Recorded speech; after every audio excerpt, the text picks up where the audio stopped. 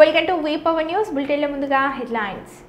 జలదిగ్బంధంలో శ్రీ ఏకరాత్రి మల్లికార్జున స్వామివారి ఆలయం. టీయూసీఏ రాష్ట్ర ప్రథమ మహాసభ పోస్టర్ ఆవిష్కరణ. భవిష్యత్తు పోరాటాల రూపకల్పన కోసమే మహాసభలు.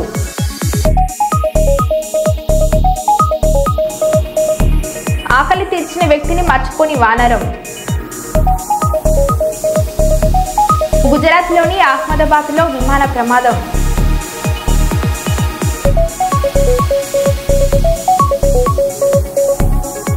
అనకాపల్లి జిల్లా Achyutapuram APIIC one stop centre వద్ద యోగాంధ్ర కార్యక్రమం. ఇక వివరాల్లోకి వెళ్తే, ఆకలి తీర్చిన వ్యక్తిని మర్చిపోని వానరం. శ్మశానానికి వెళ్లి నుదుటిపై ముద్దు పెట్టి జార్ఖండ్లోని డియోగర్లో జరిగిన సంఘటన ఇది. మృతుడు మున్నా సింగ్ జంతువుల పట్ల ప్రేమ చూపేవాడని, తరచూ కోతులకు ఆహారం పెట్టేవాడని చెబుతున్న స్థానికులు. ఇటీవల మున్నా సింగ్ చనిపోవడంతో అంత్యక్రియల కోసం ఏర్పాట్లు చేస్తుండగా ఈ క్రమంలో మున్నా సింగ్ మృతదేహం వద్దకు వచ్చిన ఓ వానరం మృతదేహానికి ముద్దు పెట్టి గంటల తరబడి అక్కడే కూర్చున్న వైనం. ఆ వానరం మున్నా సింగ్ అంత్యక్రియలకు కూడా హాజరవ్వడం విశేషం. अरे बाप रे, जय बजरंगबली।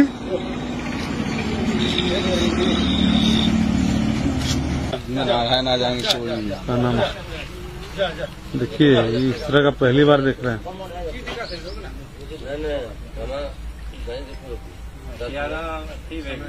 हे प्रभु, हे बजरंगबली, हे नारायण। మమ్మీ చచ్చిపోయింది, డాడీ చచ్చిపోయాడు అంటూ కంటతడి పెట్టిస్తున్న ఈ వీడియో తెలంగాణ పెద్దపల్లి జిల్లా సుల్తానాబాద్లో ఈ నెల 5వ తేదీన జరిగిన రోడ్డు ప్రమాదంలో దంపతులు రాము, అనుష మరణించారు.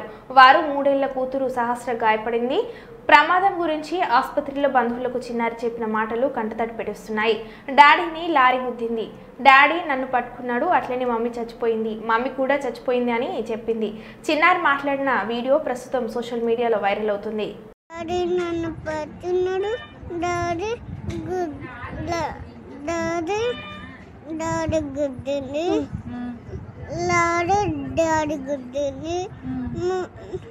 డాడీ నన్ను పట్టుకున్నాడు, అది డాడీ చచ్చిపోయింది.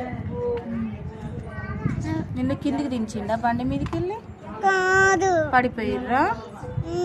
చచ్చిపోయాడు, నన్ను తింటుండే బండి మీద మమ్మీ తినబడ్డా, మమ్మీ చచ్చిపోయిండు, డాడీ చచ్చిపోయిండు.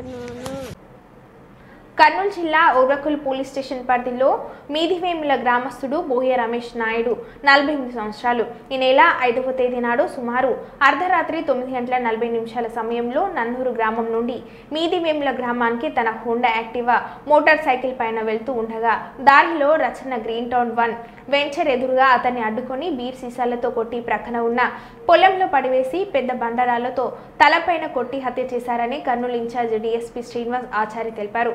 బుధవారం కర్నూలు రూరల్ పోలీస్ స్టేషన్లో డీఎస్పీ విలేకరుల సమావేశంలో మాట్లాడారు.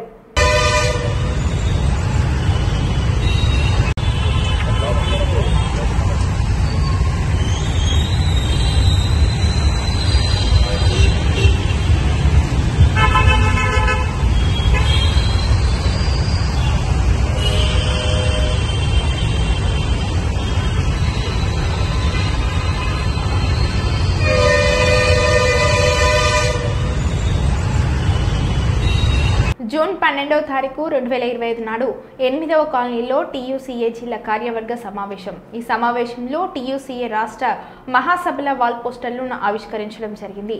Trade union centre of India TUCI రాష్ట్ర ప్రథమ మహాసభ జూన్ 21, 22 తేదీలలో నిజామాబాద్లో జరుగుతున్నాయి. ఈ సభలను జయప్రదం చేయాలని టీయూసీఐ పెద్దపల్లి జిల్లా అధ్యక్షులు తోకల రమేష్, కార్యదర్శి ఈసపెల్లి రాజేందర్ పిలుపునిచ్చారు.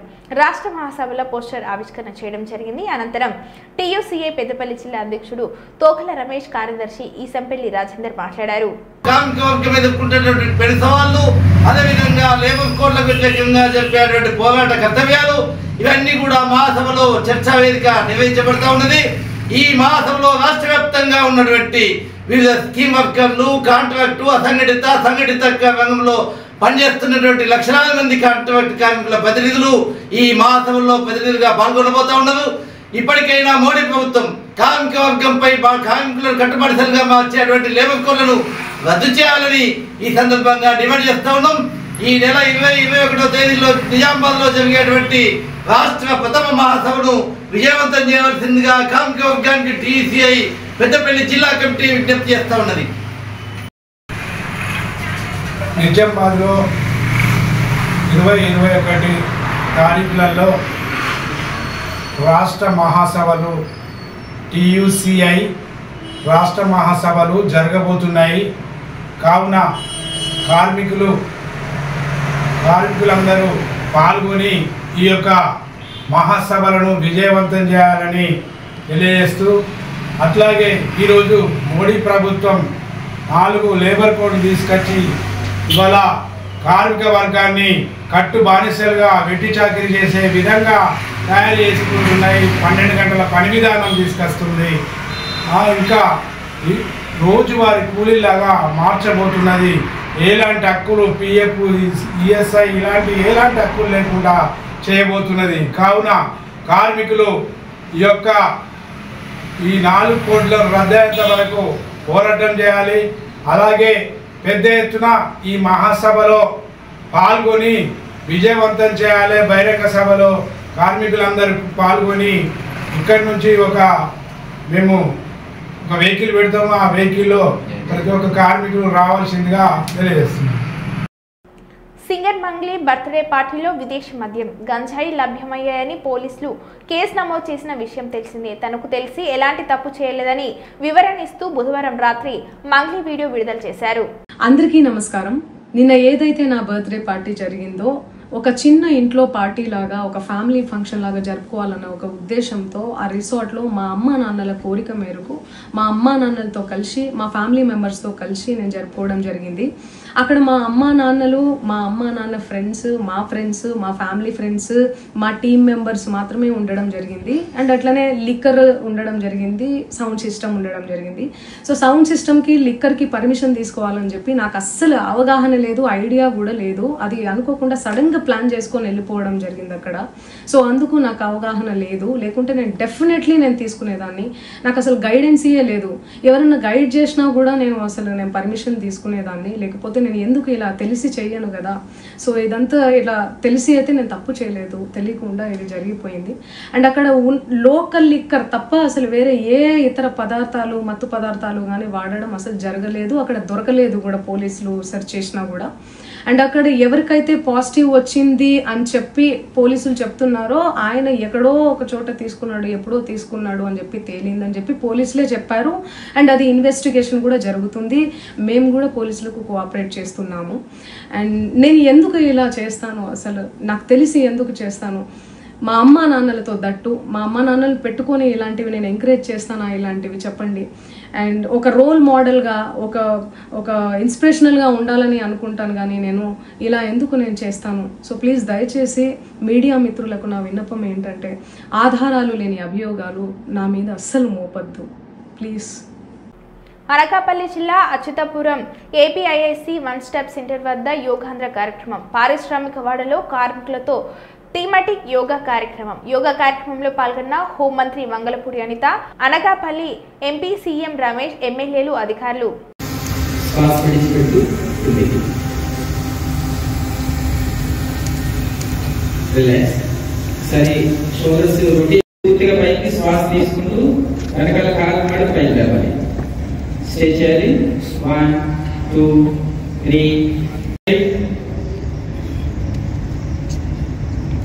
మళ్ళీ శ్వాస తీసుకుంటూ చేతులు ముందుకి, మళ్ళీ తీసుకుంటూ విడిస్తూ మళ్ళీ ఆపోజిట్ సైడ్ బయటపడడానికి వృక్షాసనం మనకి ఉపయోగపడుతుంది. రిలాక్స్, చేతులు పక్కకి, రైట్ సైడ్ టర్న్ అవ్వాలి. రైట్ హ్యాండ్ పూర్తిగా వెనక్కి, కుడి పక్కకి. లెఫ్ట్ హ్యాండ్ రైట్ షోల్డర్ దగ్గరికి వస్తుంది, పూర్తిగా సైడ్కి. డీప్ ఇనిషియలైజేషన్ చేయండి.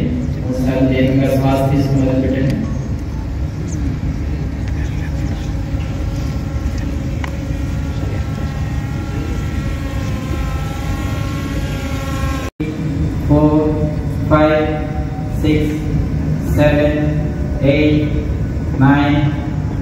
చేతులు పక్క నుంచి కిందికి నెమ్మదిగా రిలాక్స్ కాల్ చేస్తాం, మనం పెట్టుకుంటాం.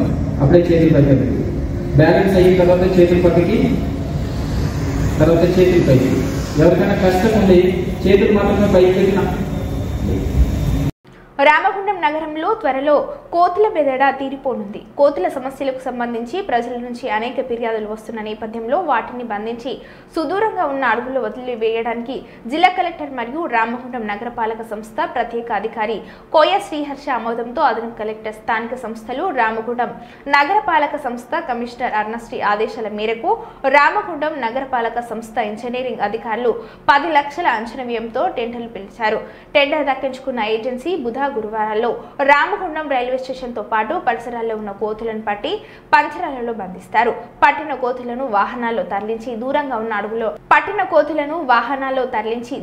ఉన్న అడవుల్లో వదిలివేయనున్నారు. నగరంలో అన్ని చోట్ల కోతులను పట్టిస్తున్నామని రామగుండం నగరపాలక సంస్థ ఎగ్జిక్యూటివ్ ఇంజనీరింగ్ రామన్ తెలిపారు. ఇంకా ఎక్కడైనా కోతుల బెదడ ఉంటే నగరపాలక సంస్థ కాల్ నెంబర్ 96036644కు ఫోన్ చేసి ఫిర్యాదు చేయాలని ఆయన సూచించారు.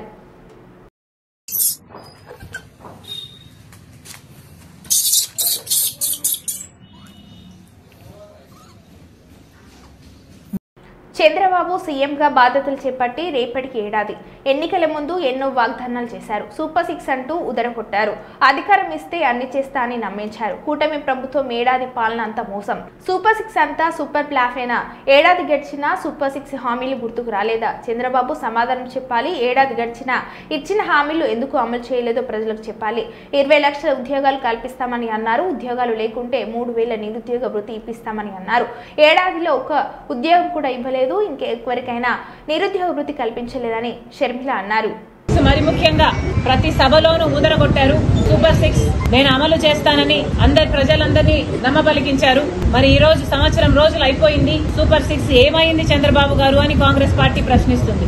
సూపర్ 6 సూపర్ ఫ్లాపేనా? చంద్రబాబు గారు సమాధానం చెప్పాల్సిన అవసరం ఉంది. సంవత్సరం రోజులు అయిపోయింది. మీరు వాగ్దానం చేశారు. సంవత్సరం రోజులు దాటిపోయింది.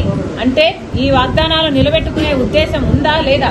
ఏదైనా వాగ్దానాలు చేసి అధికారంలోకి వస్తే అధికారంలోకి వచ్చిన వెంటనే ఆ వాగ్దానాన్ని నిలబెట్టుకుంటారు అని ప్రజలు అనుకుంటారా?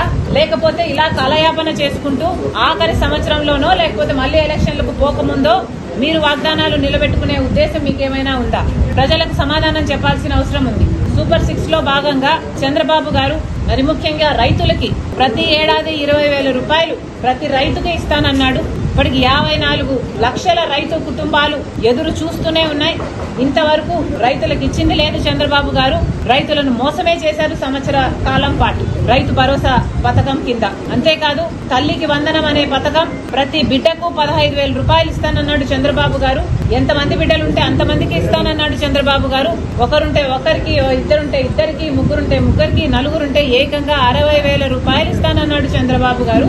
ఇది నేను చెప్తున్న మాట కాదు. చంద్రబాబు గారు ఎన్నికల సమయంలో ఆయన మాట్లాడిన మాటలు ఇవి. మరి 4 బిడ్డలుంటే 60,000 ఇస్తానన్న చంద్రబాబు గారు ఒక్క బిడ్డకైనా కూడా కనీసం ఒక్క బిడ్డ వేసుకున్నా కూడా 84 లక్షల మంది తల్లులు ఎదురు చూస్తున్నారు. ఒక్క బిడ్డకి వేసుకున్న కుటుంబంలో ఒక్క బిడ్డకి ఇచ్చినా 15,000 రూపాయలు. మరి చంద్రబాబు గారు ఇంతవరకు ఒక్క తల్లికి వందనం పథకం కింద ఒక్కరికి కూడా ఇచ్చింది లేదు. సూపర్ 6 లో భాగంగా తల్లికి వందనం పథకం మీద కూడా చంద్రబాబు గారు మోసమే చేశారు. నిరుద్యోగుల కోసం 3,000 రూపాయలు నిరుద్యోగ వృత్తి ఇస్తానన్నాడు చంద్రబాబు గారు. దాదాపు 50 లక్షల మంది బిడ్డలు ఉద్యోగాలు రాక ఇంతవరకు ఎదురు చూస్తూనే ఉన్నారు. ఇప్పటికీ కూడా చంద్రబాబు గారు అరచేతిలో వైకుంఠం అన్నట్టు 3D గ్రాఫిక్స్ లో సినిమాలు చూపిస్తున్నారు, మంచి మంచి మాటలు చెప్తున్నారు. కానీ బిడ్డలకు ఉద్యోగాలు అయితే ఇంతవరకు వచ్చింది లేదు. కాబట్టి నిరుద్యోగ వృత్తి అయినా ఇవ్వాల్సిన అవసరం ఉంది. గత ఎన్నికల్లో కూడా చంద్రబాబు గారు ఇదే వాగ్దానం చేశారు. కానీ నిరుద్యోగ వృత్తి అప్పుడు కూడా ఇవ్వలేదు. ఇప్పుడు కూడా ఈ 5 సంవత్సరాలు కూడా ఇలాగే కాలయాపన చేసి నిరుద్యోగ వృత్తి ఎగ్గొట్టే ఉద్దేశమే చంద్రబాబుకు ఉన్నట్టు మాకు అనిపిస్తుంది. సూపర్ 6 సూపర్ ఫ్లాపేనా అని మాకు అనిపిస్తుంది. మేము అందుకనే చంద్రబాబు గారిని ప్రశ్నిస్తున్నాం. మహిళలకు ఉచిత బస్సు అన్నాడు చంద్రబాబు గారు. ఉచిత బస్సు అతి చిన్న పథకం కానీ 30 లక్షల మంది మహిళలు ప్రతిరోజు బస్సులలో ప్రయాణిస్తున్నారు. వాళ్ళందరూ ఎదురు చూస్తున్నారు. మహిళలకు ఉచితంగా బస్సు ప్రయాణం కలిగిస్తే వాళ్ళకు ఉచితమే కాదు ఒక భద్రత కూడా ఉంటుంది. ఇంతవరకు చంద్రబాబు గారు ఆ పథకం కూడా అమలు చేయలేదు. అంతేకాదు 3 గ్యాస్ సిలిండర్లు ఉచితమన్నారు, 1ో 6 ఇచ్చినట్టున్నారు. మిగతా కథ ఏమిటో చంద్రబాబు గారు ఇంకా సమాధానం చెప్పాలి. ఇలా సూపర్ 6 లో ఒక్కటి కూడా చంద్రబాబు గారు ఇంతవరకు నెరవేర్చింది లేదు. సూపర్ 6 లో భాగం 18 సంవత్సరాలు నిండిన వాళ్ళకి ప్రతి నెల 1500 రూపాయలు ఇస్తానన్నాడు చంద్రబాబు గారు. అంటే 18,000 రూపాయలు ఇస్తానన్నాడు మహిళా శక్తి కింద. మరి చంద్రబాబు గారిని అడుగుతున్నాం, ప్రతి మహిళల్ని మీరు ఒక శక్తిలాగా తయారు చేస్తానన్నారు, మరి ఏమైంది? ఒక్క మహిళనన్నా ఒక మహాశక్తిగా తయారు చేశారా చంద్రబాబు గారు? అందుకే అడుగుతున్నాం, సూపర్ 6 సూపర్ ఫ్లాపేనా? చంద్రబాబు గారు ఆంధ్ర రాష్ట్ర ప్రజలకు సమాధానం చెప్పాలి. ఈ సూపర్ 6 ఇంకెప్పుడు అమలవుతాయి? చంద్రబాబు గారు సమాధానం చెప్పాలి. ఇవే కాదు, 50 ఏళ్లకే ఎస్సీ ఎస్టీ బీసీ మైనారిటీ మహిళలకు 50 ఏళ్లకే పెన్షన్లు ఇస్తానన్నాడు చంద్రబాబు గారు. వాటి గురించి మాట్లాడటం లేదు. అధికారంలో రాకముందు చంద్రబాబు గారు ఎన్నికలప్పుడు కరెంటు ఛార్జీలు మేము పెంచబోము అని చెప్తూ వీలైతే 30% తగ్గిస్తామని చెప్పిన చంద్రబాబు గారు ఇప్పటికే 2 సార్లు కరెంటు ఛార్జీలు బిల్లులు పెంచారు. ఒకసారి 6,000 కోట్ల రూపాయలు, ఇంకోసారి 11,000 కోట్ల రూపాయలు, మొత్తానికి 17,000 కోట్ల రూపాయలని జనం నెత్తిన చంద్రబాబు గారు మోపడం జరిగింది. అంతకుముందు జగన్మోహన్ రెడ్డి గారు 32,000 కోట్ల రూపాయలు 5 సంవత్సరాలలో కరెంటు బిల్లుల మీద అదనంగా ఛార్జీల కింద వసూలు చేస్తే చంద్రబాబు గారు 1 సంవత్సరంలోనే 17,000 కోట్ల రూపాయలు జనాల నెత్తిన మోపడం జరిగింది. మరి ఇది భావ్యమేనా అని అడుగుతున్నాం చంద్రబాబు గారికి. ఒకసారి ఆలోచన చేసుకోవాలి, పరిశీలన చేసుకోవాలి. ప్రజలు ఎదురు చూస్తున్నారు. సూపర్ 6 సూపర్ ఫ్లాపేనా అని ప్రతిపక్షాలు అడుగుతున్నాయి. చంద్రబాబు గారు సమాధానం చెప్పాల్సిన అవసరం ఉంది. ఓర్వకల్ మండలం మీదివేంల గ్రామంలో ఈ నెల 5వ తేదీన హత్యకు గురైన మాజీ ఎంపీటీసీ రమేష్ నాయుడు కుటుంబానికి పరామర్శించిన వైఎస్ఆర్సీపీ నంద్యాల జిల్లా అధ్యక్షులు మరియు పాణ్యం మాజీ ఎమ్మెల్యే కాటసాని రాంభూపాల్ రెడ్డి. హత్యకు గురైన మాజీ ఎంపీటీసీ రమేష్ నాయుడు కుటుంబానికి వైఎస్ఆర్ కాంగ్రెస్ పార్టీ అధ్యక్షులు వైఎస్ జగన్మోహన్ రెడ్డి ఆదేశాల మేరకు నంద్యాల జిల్లా అధ్యక్షులు కాటసాని రాంభూపాల్ రెడ్డి ఆధ్వర్యంలో మాజీ ఎంపీటీసీ రమేష్ నాయుడు కుటుంబానికి 2 లక్షల రూపాయల చెక్కును అందజేసి కాటసాని రాంభూపాల్ రెడ్డి తరపున 50,000 రూపాయల నగదును వారి కుటుంబానికి అందజేశారు.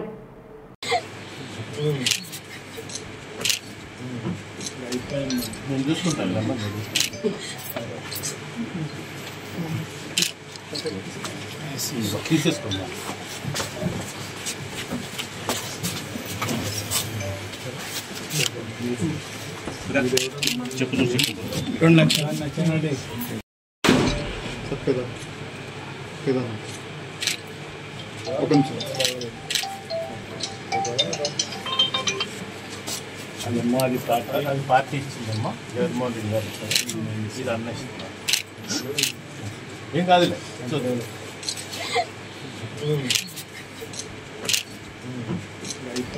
నేను చూసుకుంటాను అమ్మా.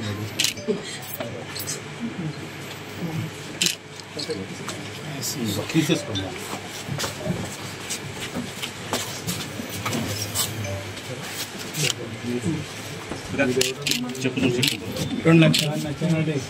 ఏలూరు జిల్లాలో ఆగని అక్రమ మట్టి దందా అధికారమే అండ మీడియా కథనాల ప్రకారం చేసిన షరా మామూలే అంటూ లైట్ తీసుకున్న అధికారులు. కొయ్యలగూడెం శ్రీరామగట్టు చెరువులో భారీ యంత్రాలతో యథేచ్ఛగా తవ్వకాలు. నిబంధనలకు పాతరేసిన అధికారులు భారీ యంత్రాలతో జోరుగా తవ్వకాలు.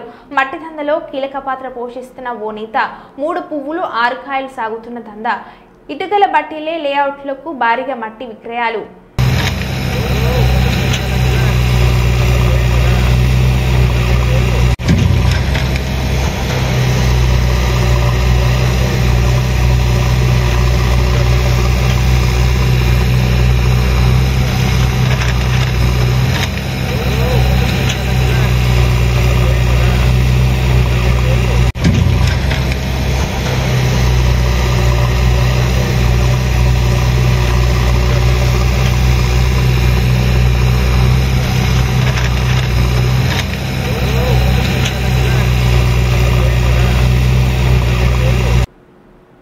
హోంమంత్రి తనదైన శైలిలో తన అభిప్రాయాన్ని తెలియజేస్తూ మాట్లాడారు. సాక్షి జర్నలిస్టులు కొమ్మినేని కృష్ణంరాజు వ్యాఖ్యలతో మహిళలు ఆవేదన చెందుతున్నారు. శాంతియుతంగా నిరసన చేస్తుంటే వైసీపీ గుండాలు దాడి చేశారు. మహిళలపై వైసీపీ గుండాలు రాళ్లు వేశారు. మహిళలపై తప్పుడుగా మాట్లాడిన వారి మీదే కాదు, ఈ రోజు మహిళలపై రాళ్ల దాడి చేసిన ఏ ఒక్కరిని పోలీసులు వదిలిపెట్టారు. అందరి మీద చర్యలు ఉంటాయని హోంమంత్రి తెలియజేశారు. అతని వేకి అడ్డుగా కూడా కాకుండా ఒక సైడ్ నుంచొని ఈ బ్లాక్ బెలూన్స్ అదే విధంగా ఒక ప్లకార్డ్స్ పట్టుకొని గో బ్యాక్ జగన్ అని చెప్పి నినాదాలు ఇవ్వడం జరిగింది. అక్కడ అతనికి ఏమైనా ఇబ్బంది అవుతుందేమోనని చెప్పి మా డిపార్ట్మెంట్ నుంచి కూడా కొంతమంది పోలీసుల్ని మేము అక్కడ కూడా మేము పెట్టుకోవడం జరిగింది. ఎందుకనంటే మళ్ళీ అతగాడు వెళ్తున్న సమయంలో వీళ్ళు ఏదైనా కొంచెం ముందుకు వచ్చినా కూడా ఇబ్బందులు కలుగుతాయనే ఉద్దేశంతో వాళ్ళు మాకు వచ్చిన రిపోర్ట్ ఏంటంటే వాళ్ళు శాంతియుతంగా చేస్తున్న సందర్భం. జగన్మోహన్ రెడ్డి మూవ్ అయిపోయిన తర్వాత తిరిగి వెనకాతలున్న వైసీపీ గూండాలు ఆ లేడీస్ అందరి మీద కూడా చెప్పులు ఇసిరటం, రాళ్ళు ఇసిరటం, కర్రలు ఇసిరటం, నోటికి వచ్చినట్టు నీచాతి నీచంగా మాట్లాడటం నిజంగా ఎటువైపు వెళ్ళిపోతుంది ఇది. వాళ్ళ మీద వాళ్ళ చేతికి పట్టుకొచ్చిన రాళ్ళు ఇసిరి వాళ్ళ మీద దాడి చేసే సందర్భం మనం చూస్తా ఉంటే అందులోని పోలీస్ డిపార్ట్మెంట్ నుంచి ఒక కానిస్టేబుల్, 2 లేడీ కానిస్టేబుల్స్ కూడా గాయపడటం జరిగింది. అంటే వీళ్ళ పరిస్థితి ఎలా ఉంది అంటే ఆడవాళ్ళని అవమానించటం, తిరిగి మేము ఏదైనా మాట్లాడితే మా మీద దాడి చేయటం. ఇది ఈ రోజు జరుగుతున్న సందర్భం కాదు, రాష్ట్రంలో జరుగుతున్న సందర్భం కాదు, వాళ్ళ ఇంటిలో కూడా జరుగుతున్న సందర్భం. దీన్ని కూడా నిన్న మొన్న కలిపి వైఎస్ఆర్సీపీలో ఉన్న కొంతమంది నాయకులు బయటకు వచ్చి సమర్థించుకోవడం చూస్తా ఉంటే అసలు ఇలాంటి వాళ్ళు 5 సంవత్సరాలు ఈ రాష్ట్రాన్ని ఎలా పరిపాలించారా భగవంతుడా అని నెత్తి నోరు కొట్టుకుంటున్నారు రాష్ట్ర ప్రజలు. ఎందుకంటే ఈ రోజు మొన్న రీసెంట్ గా చూస్తే అమరావతి మహిళా రైతుల గురించే కాదు, రాష్ట్రంలో ఉన్న మహిళలందరి గురించి, రాజధాని గురించి కూడా చాలా ఇబ్బందికరమైన పదాలను ఉపయోగించినందుకు సాక్షాత్తు నేషనల్ ఉమెన్ కమిషన్ కూడా సుమోటోగా తీసుకుని డీజీపీకి ఆర్డర్ ఇవ్వడం జరిగింది. మేం ప్రత్యేకంగా దీని మీద ఒక సెపరేట్ గా ఎంక్వైరీ చేయడం మొదలు పెట్టాం. ఉమెన్ కమిషన్ కూడా దీని మీద సీరియస్ గా తీసుకుని ఆఖరికి సజ్జల గారి మీద కూడా ఈ రోజు నోటీస్ ఇచ్చే పరిస్థితి కనిపించింది. బయటకు వచ్చి అరే తప్పైపోయింది, తప్పు చేశారన్న పదము క్షమించమని చెప్పడం పక్కన పెడితే ఇదే సజ్జల బయటకు వచ్చి వాళ్ళు రాక్షసులు, పిశాచులు, సంకరజాతులు అని చెప్పేసి మహిళల గురించి అంత నీచంగా మాట్లాడితే అది నాకు అర్థం కానిది ఏంటంటే ఆ మహిళలలో మీ భార్యలున్నారు, మీ ఆడబిడ్డలున్నారు, మీ చెల్లుళ్ళున్నారు, మీ అక్కలున్నారు, అమ్మలున్నారు.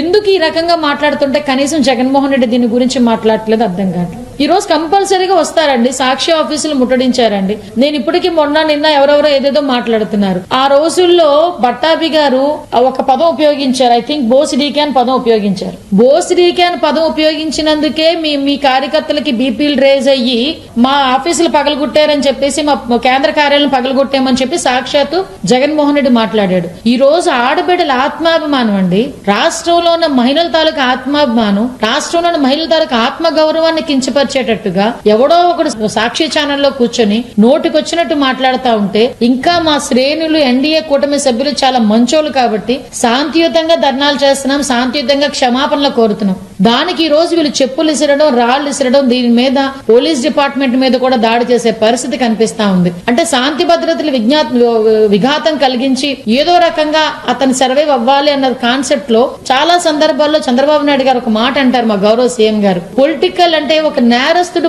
పొలిటికల్ ముసుగులో ఉంటే ఎలాంటి పనులు చేస్తాడో అలాంటి పనులు ఇప్పుడు జగన్మోహన్ రెడ్డి లాస్ట్ 5 years చేశాడు.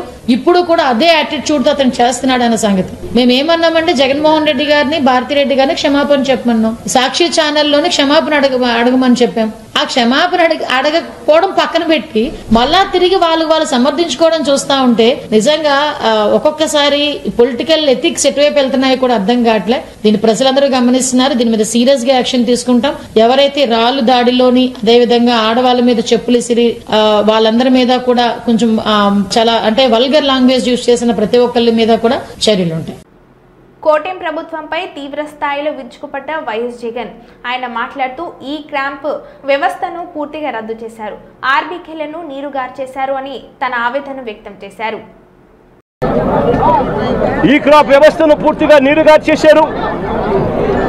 దళారీలు లేకుండా పంటలు కొనుగోలు చేసి ఆర్బీకే వ్యవస్థను నీరుగార్చిన పరిస్థితిని ఈరోజు రాష్ట్రంలో చూస్తా ఉన్నాం.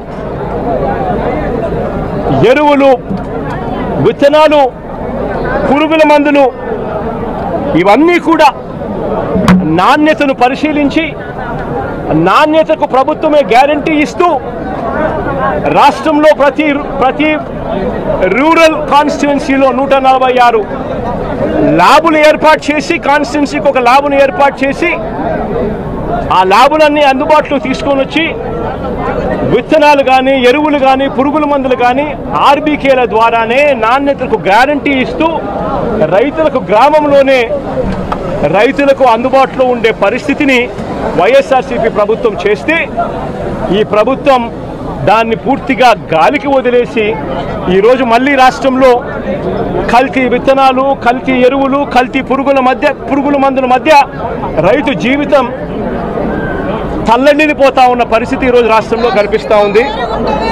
మేము తీసుకొచ్చిన మరో బులెటిన్లో మళ్ళీ కలుద్దాం. Stay tune.